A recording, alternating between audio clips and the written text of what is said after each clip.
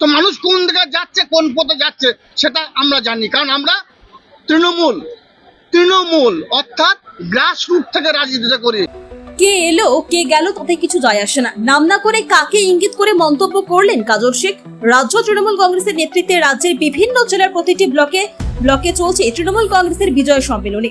সেই মতো নানুর বিধানসভা নানুর ব্লক তৃণমূল কংগ্রেসের তরফে আয়োজন করা হয়েছিল বিজয় সম্মেলনী। মঞ্চে উপস্থিত ছিলেন বীরভূম জেলা পরিষদের সভাধিপতি কাজল শেখ, বোলপুর লোকসভার সাংসদ অসিত মাল, নানুরের বিধায়ক বিধানচন্দ্র মাঝি সহ জেলার অন্যান্য নেতাকর্মীরা।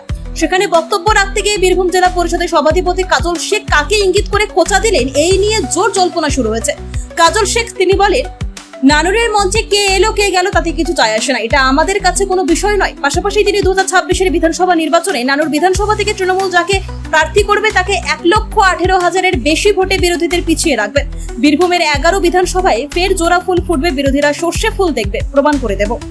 জিজ্ঞাসা করেন কোন অঞ্চলে কত ভোটে ব্যবধান জিতবো, সেটা আমরা বলে দিতে পারবো, কারণ আমরা 365 মানুষের পাশে থাকি, মানুষের হয়ে কাজ করি। তো মানুষ কোন দিকে যাচ্ছে, কোন পথে যাচ্ছে সেটা আমরা জানি, কারণ আমরা তৃণমূল অর্থাৎ গ্রাসরুট থেকে রাজনীতিটা করি, মানুষের সঙ্গে মিশি, মানুষের ধাত আমরা বুঝি, সেই হিসাবেই কথাটা বলেছি।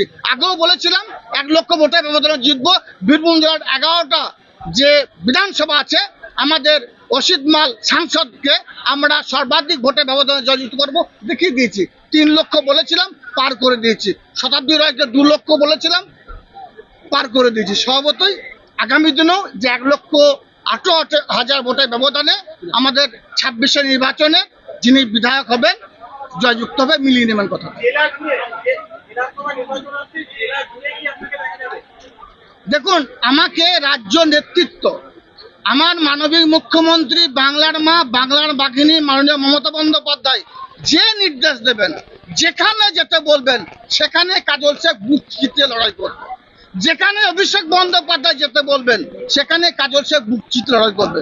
গত লোকসভা নির্বাচনে আপনাদের মনে থাকবে, মাননীয় মুখ্যমন্ত্রী মাননীয় মমতা বন্দ্যোপাধ্যায় নানুর বিধানসভা, চট্টগ্রাম বিধানসভার দায়িত্ব দিয়েছিলেন এবং সারা বীরভূম জেলার সকল কোর কমিটিকে নিয়ে চলার কথা বলেছিলেন। আমি সেটাই করেছি।